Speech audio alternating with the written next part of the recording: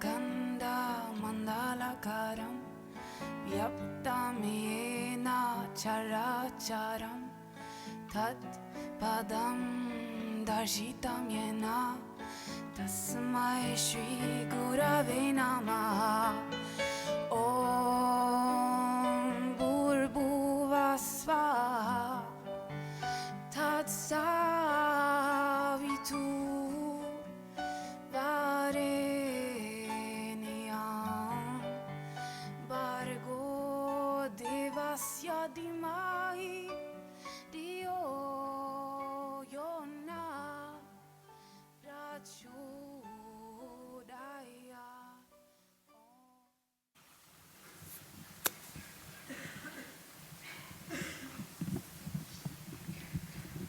Hi. Hi.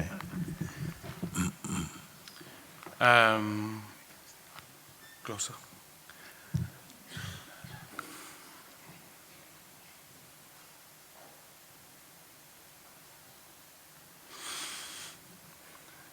Through suffering, I got to the point to wanted to find out why this is happening to me, if it is happening to me constantly. That put me through to the point that I started searching for what is the purpose, what is this, and why am I experiencing this? Okay, it's good. Why are you suffering? Why am I going through all this pain? Why all this suffering? What is the point of all of it? So you started to question. What have you found? I found God, but it was sort of like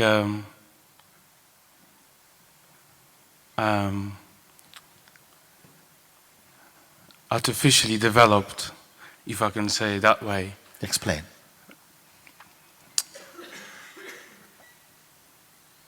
I went through a session of hypnotherapy. You went through a session of what therapy? Hypnotherapy. Hypnotherapy, okay. And what happened after, I didn't understood. I didn't understand people, what they were saying. I felt what they were feeling. I'm working in a train station. I meet thousands of people and I could feel what they were feeling. Okay. When they were passing by, when they were coming, and some of them were angry, some could have shouted and abused. But there was like a hole inside me that swallowed everything that came in there. Okay. And I could have feel the bodies. Just standing next to them, I could have feel. I don't know how to explain this. Okay. And I was practicing still leaving the mind behind. I was just observing the thoughts and not getting involved. I wasn't really knowing what is this happening to me. Okay, if you are observing thoughts without getting involved in them, for everybody now, if you are observing your thought flow without being attached or getting involved in it, in a short time, what happened? You're getting involved. You get involved. You get involved. You pull you in. I found out. Okay, but that is also observable or not? Something becomes involved, no? Then, but that is also observed or not? Then something has happened again. This mind overtook, and I knew I was still within my mind. But then again, after a long of practice, the vibration rose again, and then this voice and feeling of love, beginning and the end, all my problems and all my children, my wife, my father, all my story of a sad me who suffered through all this and how this terrible is. And this voice said to me, it wasn't a thought, I know that. And this voice said to me, let the life reveal itself.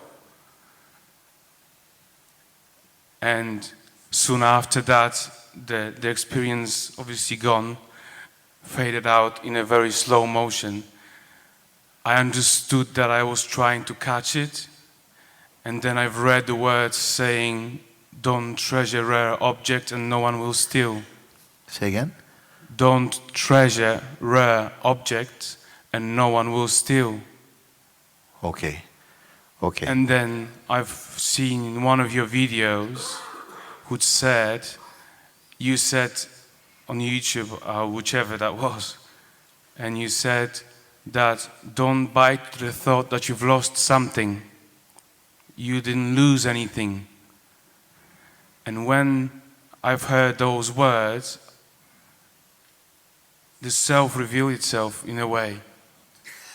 Everything was love. Flowers, everything was love. Was love. Okay. Love. Okay. People wrote, everything was created out of love. Yeah. It was just observer. And a split second and everything gone. Again. And hereafter I'm trying to understand, maybe, I don't know what else I need to experience, either realize, I don't know.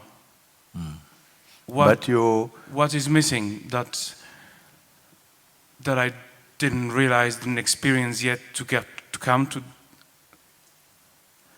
You sounding like someone who is in a sort of a process of your mind deconstructing from all the sort of patterns and the conditioning that became a bit stuffy. And the power is somehow assisting that, the collapsing of those tight concepts. This is not a bad thing, it's a very beautiful thing. Somewhere inside of this, you are knowing that. You're knowing that somehow I can't hold my life together in the same way. You know this or not? I'm not trying to. Yeah, okay. It's just, I know, you see, this is, everything that I'm experiencing is for a reason. Yeah. Even 2 days ago, I had a bit of a discussion with my partner, I could call it. And straight after, I just felt, what's this? What is this in me that is doing this? I know this is no reason. Just because someone is like it, doesn't mean I need to react upon this. Like a mechanical thing. And I want to see, what is this? I want to see, what is that? I know how it comes out and what's the end, what's the effect of it. But who and why and who likes this? I don't. So who is the one who likes this, so this still carries on responding like this? If you say, it seems as though somebody is making decisions that are not agreeable to me. So behaving in a way that is not agreeable to me, it's not me. You're saying like this? Yeah. Okay, stop for a moment.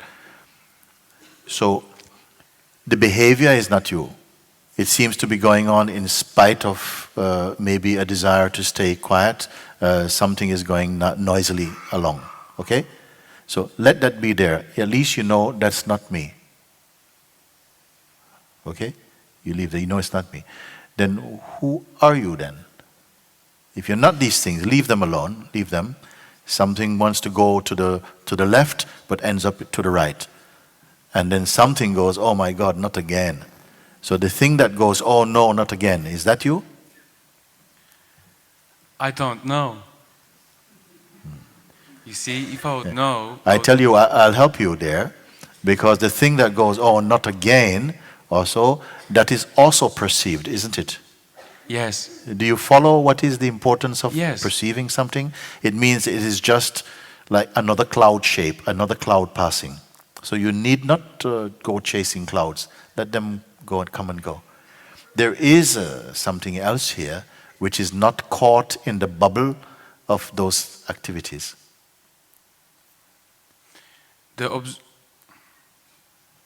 I think that the one who pretends to observe is not pure. Okay, what would know that? What knows that? Slow down, it's good enough. What knows that? That even the one who is pretending to observe, to be observing also, that is also observed. Because I know how it feels to be pure observer. How does it feel to be pure observer? I can't describe that in words. Try. What is it like to be pure observer? Nothing. Is good. Meaning no interest. Not negotiating. Not deriving some benefit. Not looking at what will benefit me, what will not benefit me. Just a pure seeing. This is very important. A pure seeing, pure perceiving. You are not suppressing the senses. Huh? You're not suppressing the senses. I don't know. Very often that thought comes in, but I don't want to believe this, that I'm suppressing something. Yes. So I'm just letting go by. I Yeah. just let that thought to Yeah. pass. Sorry, you are what again? This thought, as you said just a second ago, that am I not suppressing something? No, I'm saying don't suppress anything. You can somehow, I'm pointing to what you say, you are the pure observer, the one who wants nothing. And who is here now also. Is it the one who is speaking now? No. Okay. What is the interest in the one who is speaking now?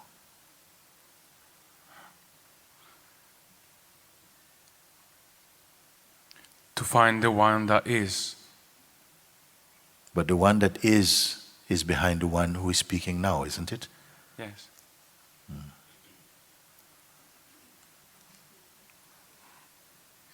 It is aware of the sense of the one who is speaking now. You see, what I'm pointing you to is such a simple and profoundly pure awareness, in fact.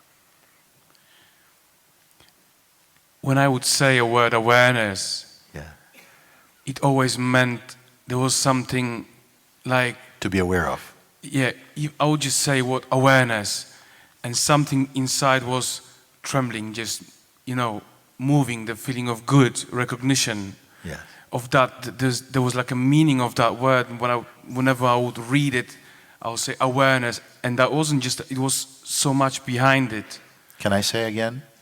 So, when I use the term awareness, awareness does not know about the term awareness particularly. It doesn't have a sticky thing about it. So even when you say, I say awareness, and then something starts to move, but that movement is also appearing in awareness, isn't it?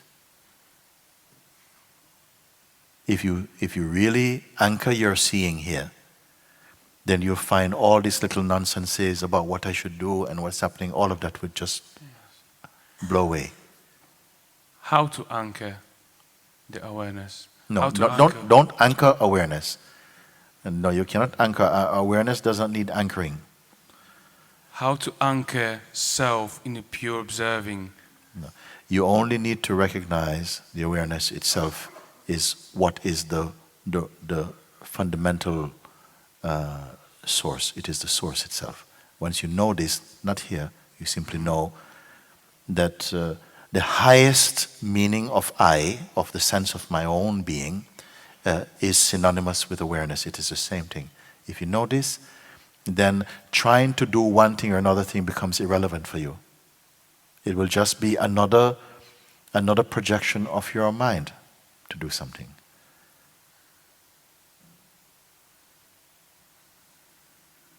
Come on, speak now. Like today, this moment, it could change something forever. It's your chance. I want to see.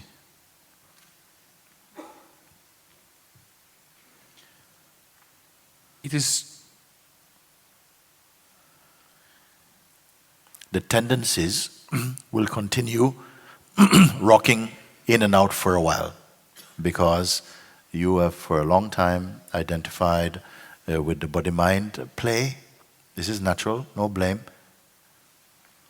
And so the tendency to identify yourself as being your psychological conditioning and identity, that will keep coming in and out of focus for a while. But you hold back in the place of just the awareness, without attributing so many qualities and things to yourself. Because all of these qualities, they're also just what you're perceiving. Let them come and go, and stay as the awareness. Is it possible or not? Is it possible or not? Yes. Yes. As soon as it's clear for yourself that you are awareness and not someone trying to be awareness, in the beginning it may take a little effort because it feels cloudy, you're unaccustomed to being absolutely effortless. So it takes a little sense of an exercise, a little bit of practice in the beginning, but in a short time it becomes very natural for you. And all the things that you would worry about, oh, this is going wrong in my life, why can't I do this, I'm now 35, I should be married, all of these things, oh, it is gone, right? What does it mean? You would never be married? No, it doesn't mean anything like that. It will mean that somehow you meet life, or life unfold in its natural way, without this contrived identity trying to push it about to resemble the shape of your projections. And that is a huge unburdening. That is a huge unburdening. But bring your full heart into this inquiry. The desire of going and doing something and finding things and changing the job and finding your partner, whatever the mind used to do, that's gone. Those simple things cannot come back anymore. They're gone. Okay. They fall away. What's left? Because that's a mighty load removed. Okay, so what is left? I'm curious to find. I used to always think that I need to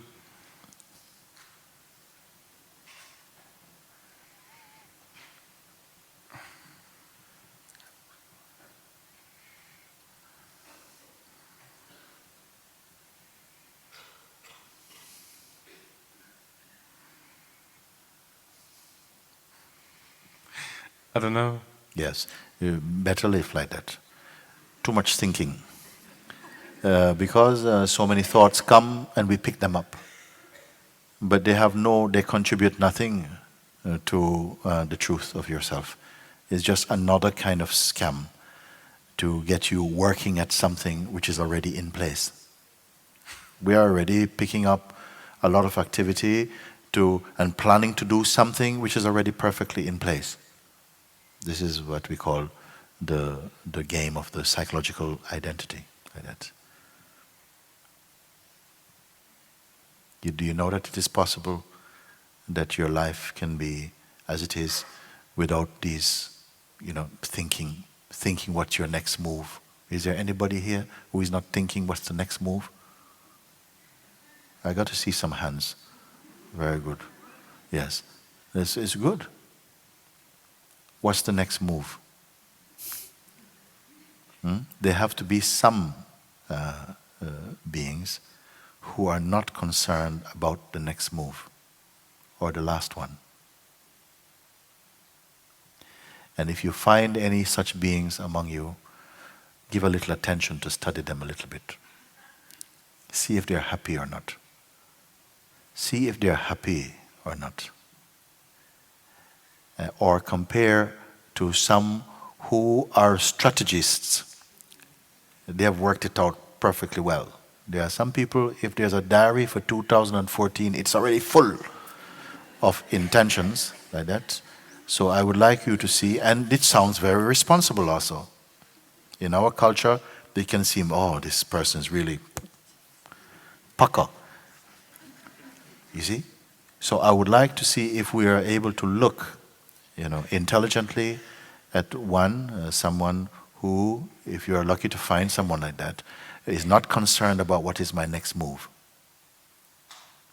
And at the same time, they're not lazy. I'm not talking about they're lazy. No, they are quite bright, quite clear, peaceful, happy, content, but they're not trying to figure life out. And find another one who has worked it out.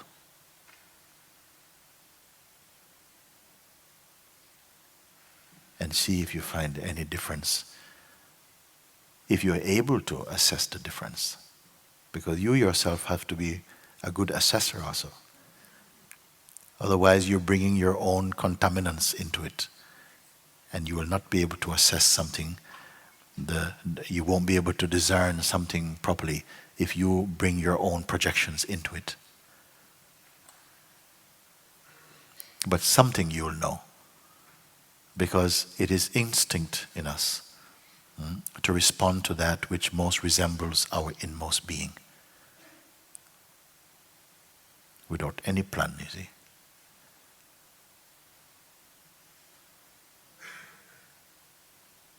So I'm curious with you because you say already these things and these things, they stopped happening. And say, oh, wow, that's very good. Then what remains then? Can we take a look? What will remain?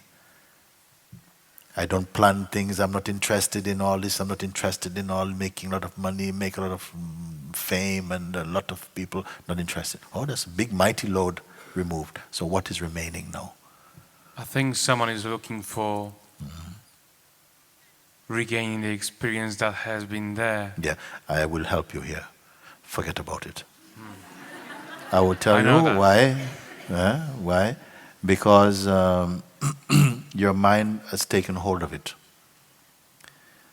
And you can never repeat nostalgia. Your mind will take hold of it. Nothing can compare to your first love. No.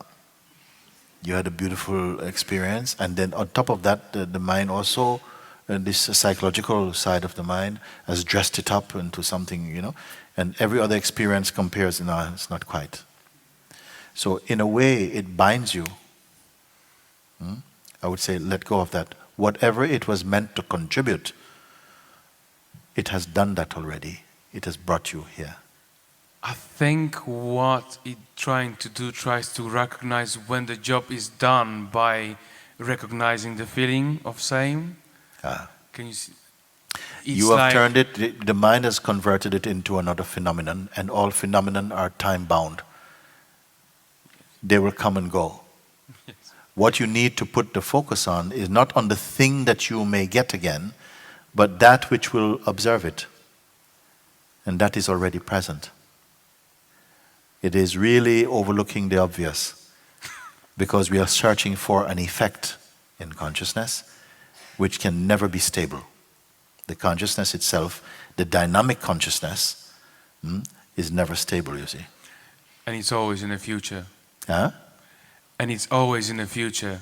It's always tomorrow. Yes. No one has ever experienced the future. Nobody has ever experienced tomorrow. Think about it. It's a trap, an excuse, a great avoidance for seeing what is here now. And by here now, I don't mean the present also. Sometimes you say, yes, I'm not concerned about the future. I'm not concerned about the past. I said, what about the present? There's something which is beyond past, future, or even present. You may call it presence, maybe. But even that also is not the most stable.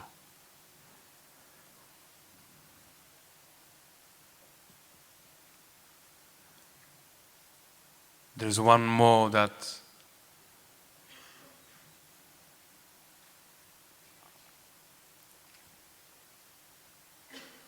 is this going in what I'm speaking to you? Sometimes people really want something in. They feel dirty inside. They even drink detergent because they want to get something in to clean. It's not the best idea, but something it needs to be free of something, not just to have more ideas about it. If you follow what is being pointed, don't miss your turn. Don't go past your stop. Because something is being pointed and it is already here. So don't let your mind or some habit try, okay, I've got another question, and so then I don't like second questions. Because if you come with two questions, while I'm attempting to address the first one, your mind is thinking about the second one. And you'll miss what is really being pointed. Find a question that is your most risky one. Tackle yourself. Come alive in your search. Don't be a researcher.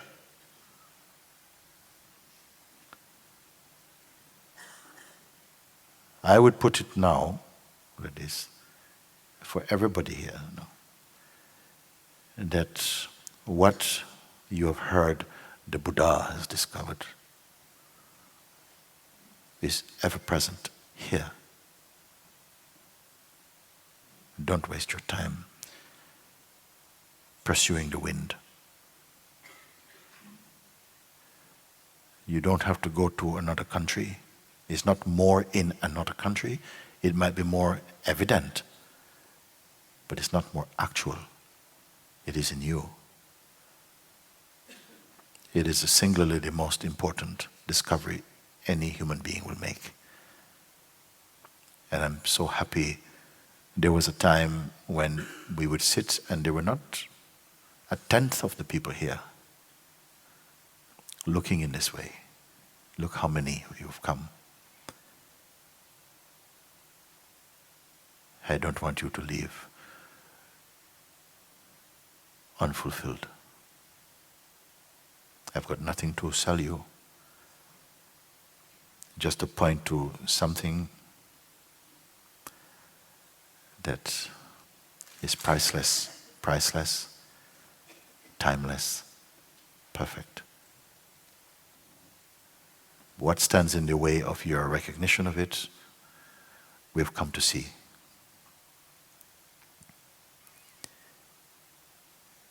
And I don't mind if you go on fire about it. I don't mind if you shout at me about it. I don't mind at all. But come like you've come for that.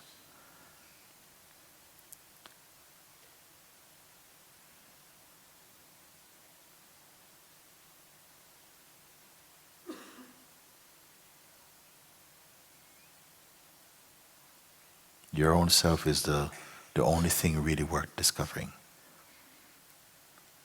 That will not fade. I tell you because everything that you see, everything that you experience, as I said before, time says, all this belongs to me. All that you perceive, all that you imagine, all you remember, all you think, all you have collected, all you have owned, time says, all that belongs to me. Only one thing time will not swallow is pure awareness. From the standpoint of awareness, time is only itself a passing cloud.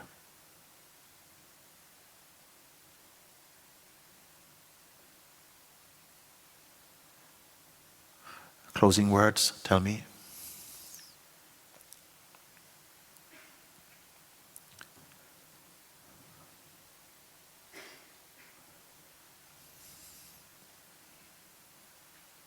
Where are you at right now? About yesterday, yestermonth, yesteryear, we've heard. What about now? Where are you as you stand here? Here. Yeah. And what does here mean? Battersea Art Center?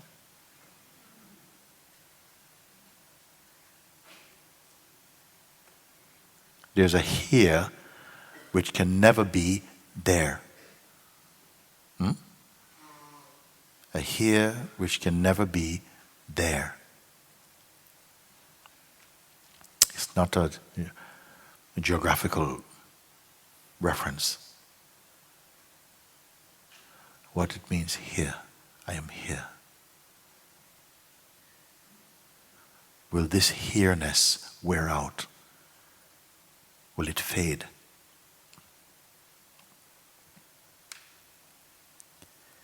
Don't go to sleep in yourself. Don't go to sleep. Enough sleep. Enough sleep.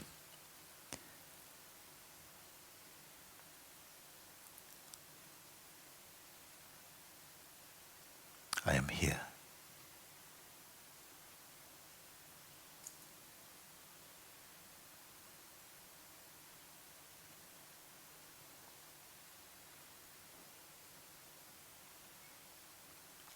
Will anything alter that for you?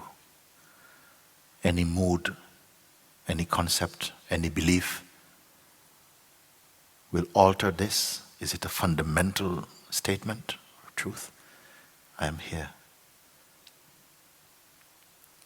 Well, to find out, I may ask you another question. As what are you here? As what are you here? Or you who say, I am here, you are what?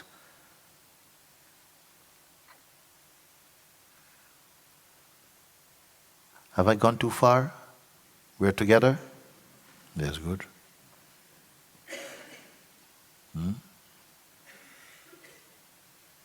I am here. I am. I am. Those words, you say, it is the name of God also. I am. And all the sentient beings, especially in our human kingdom, everyone say, I am. Either with words, or somehow in your heart you know, I am. It means I exist. I am here. As what are you here? Uncomfortable question? Something wants to say, look, give me a break. I mean, I'm here. I'm here. What more you want? I say, I want nothing. But as what are you here? As a person you are here? If you are here as a person, it won't be for long. As the body you are here, if it's the body, you won't be here for long.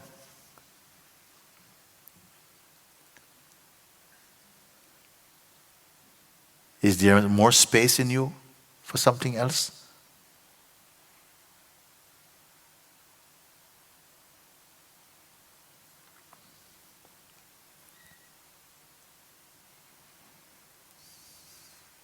Why can I speak to you like this? Because I know you. I want to hear from you. I want to meet you. I want to meet you as I know you to be and as I know myself to be. I'm very excited by that. So these things, when you say like that, I'm very keen to see, are you real? Are you real? What you speak, is it true? I am here. As what are you here? Different beings say the same word. I am here. John, where are you? Oh, I'm here. Yeah. As what are you here? This question nobody asked. I'm here. I mean, my body is here. My mind is here. Personality seems to be here.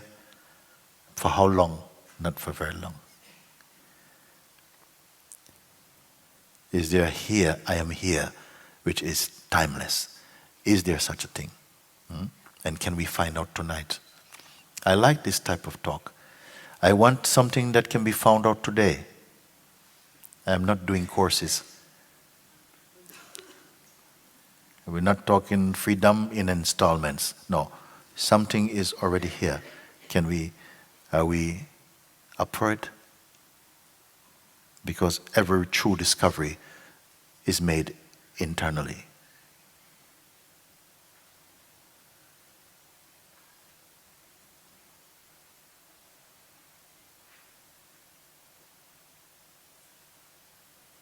Who are you who is here? Where do these words come from? Who speaks them? Is it your mind? You may say, yes, actually it's from my mind. What observes your mind?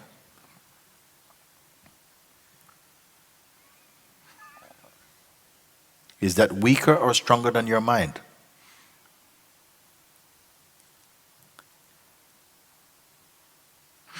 It observes your mind, but your mind cannot observe it.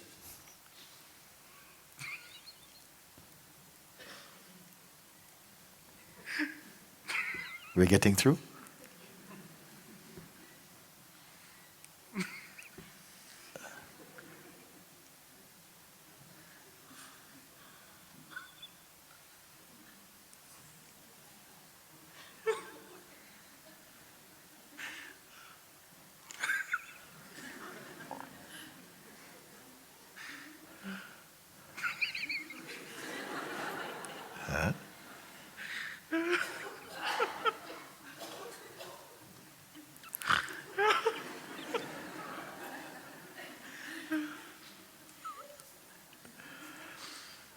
Last word?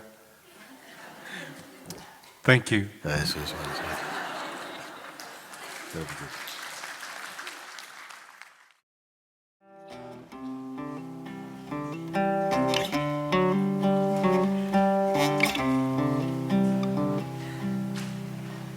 I'm open to whatever this day may bring. Open to see it is all a blessing.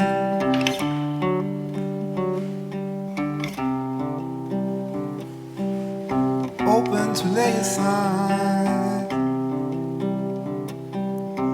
all expectations,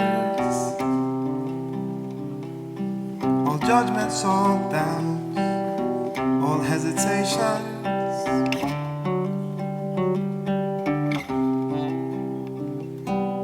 Open to let go. Open not to know. Open to the heart beyond me, beyond time, beyond mind.